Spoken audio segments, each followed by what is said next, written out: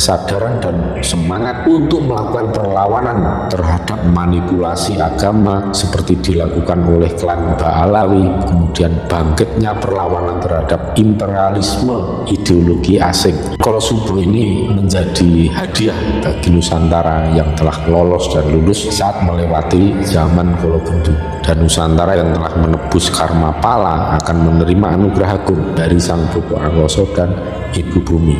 Kali ilang kedune, pasar ilang kumarane, hutan salah mongso, panas makempro, bumi bulat-bulat kaya nang sak dhuwure geni.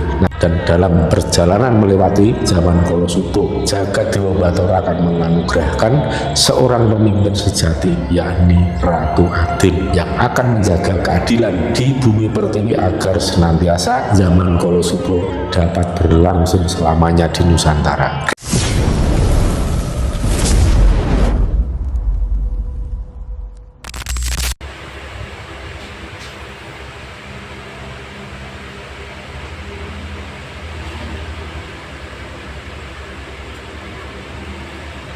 Zaman Kolosubo mulai mereda hukuman alam selama zaman Kolobendu.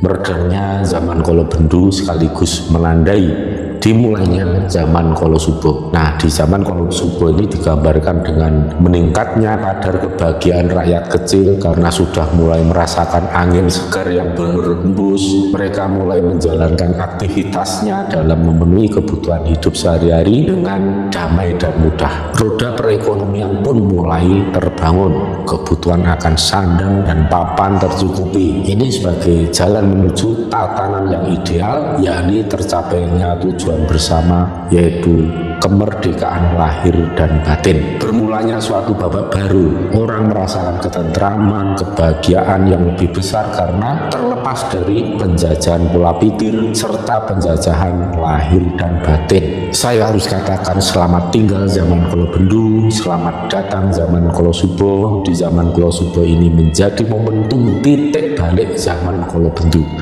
Saya melihat pada era zaman Kolosubo akan terjadi beberapa peristiwa berikut ini sebagai penanda di mana dimulainya zaman Kolosubo. Saya melihat dalam analisa spiritual maupun analisa akademiknya. Yang pertama adalah bangkitnya perlawanan terhadap segala macam kekuatan yang ingin memecah belah persatuan NKRI, bahkan kekuatan yang akan menghancurkan NKRI. Rakyat punya kesadaran nasionalisme yang makin meningkat. Yang kedua, bangkitnya toleransi dan semangat nasionalisme dan kerukunan serta kedamaian antar suku bangsa dan ragam keyakinan.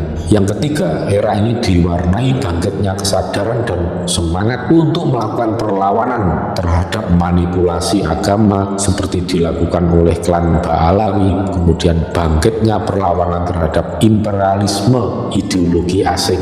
Yang keempat, bangkitnya perlawanan terhadap berbagai upaya pembelokan sejarah bangsa. Yang kelima, bangkitnya perlawanan terhadap segala macam bentuk penyelewengan kekuasaan, kewenangan, dan jabatan. Era ini akan diwarnai semangat penegakan hukum yang tidak pandang bulu, ya. Tidak ada tempat dan celah yang aman bagi para koruptor, provokator, pemecah belah kesatuan NKRI. Tidak hanya pemerintah, tapi juga rakyat akan melawan. Yang keenam, bangkitnya kesadaran dan semangat untuk kembali ke jati diri bangsa dan menggali nilai-nilai luhur warisan nenek moyang bangsa. Yang ketujuh, makin gencar upaya revitalisasi berbagai situs budaya, menggali dan mengeksplorasi situs-situs warisan leluhur. Ini akan menjadi fenomena yang semakin membuat gegap gempita bangsa Indonesia. Akan banyak situs-situs yang berhasil ditemukan, bahkan situs yang membuat heboh dan gempar dunia.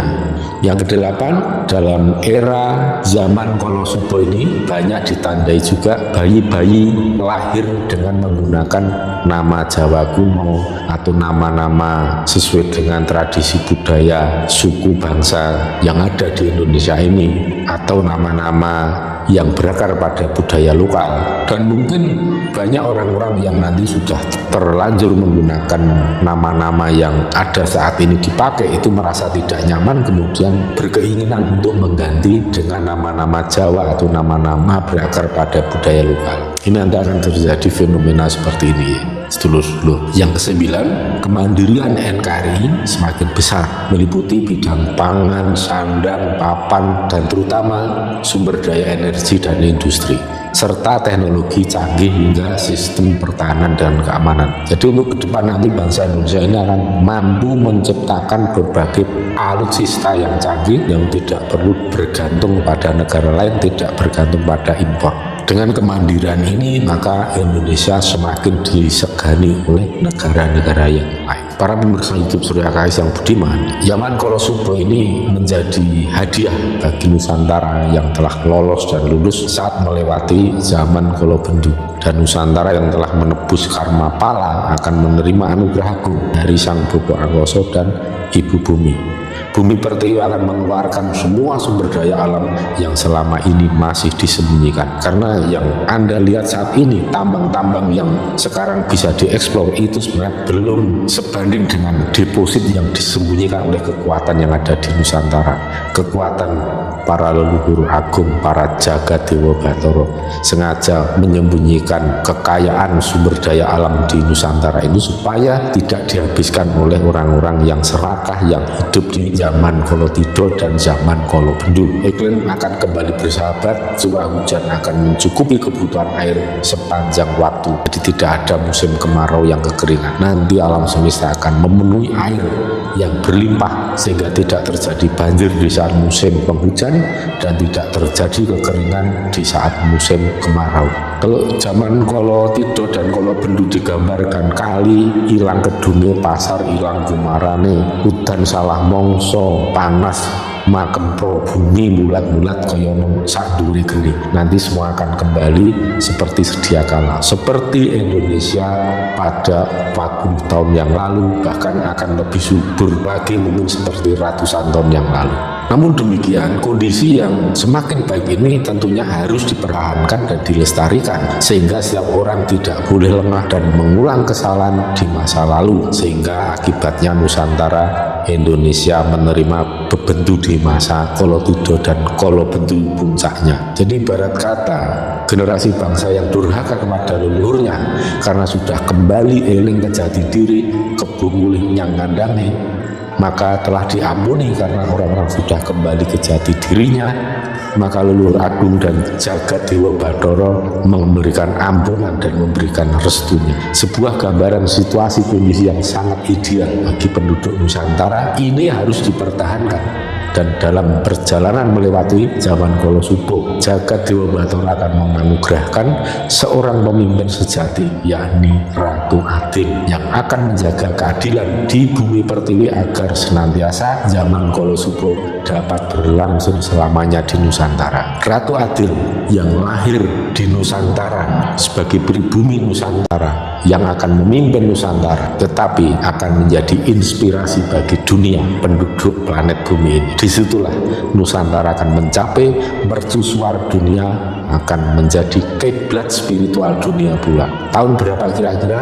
Saya melihat itu akan terjadi antara tahun 2042 hingga 2047. Titik tengahnya adalah 2045, di mana saat ini sudah dicanangkan Indonesia Emas 2045. Itu saya kira yang mencanangkan bukanlah sembarangan, tetapi semua dengan kalkulasi, dengan mendapatkan intuisi dan inspirasi dari roh jagat agung, dari para leluhur Nusantara saat ini. Itu adalah cermin dan gambaran. Maka satu hal yang harus kita semua genggam erat-erat adalah ketika kita sudah memasuki zaman Kolosubro, tidak boleh lengah dan tidak boleh mengulang kesalahan seperti di masa lalu. Jadilah generasi yang berbakti pada para leluhurnya sendiri, yang berbakti pada Ibu Bumi Pertiwi dan Bobo Angkoso Nusantara. Demikian yang bisa saya sampaikan pada dulur semua. Semoga ini menjadi penyemangat. Ini bukan menghibur, bukan hiburan, tetapi ini adalah sebuah sinyal yang bisa saya sampaikan, baik itu melalui para leluhur maupun dari penglihatan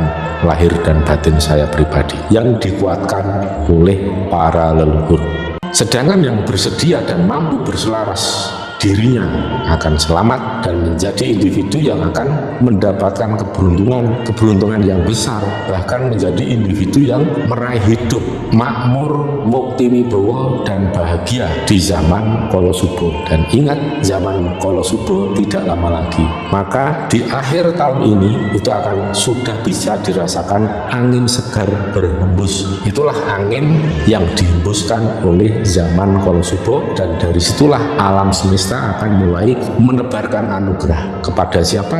Ya kepada orang-orang yang mampu berharmoni dan berselaras dengan alam. Makin tinggi kadar harmonisasi diri panjenengan dengan alam, maka anugerah akan lebih mudah didapat, kebahagiaan akan lebih besar panjenengan rasakan. Maka marilah berjuyun-juyun ke bumi yang kandange, itu merupakan salah satu cara yang paling efektif agar kita semua mendapatkan anugerah dari Sang Bapa Angkasa dan Sang Ibu Bumi.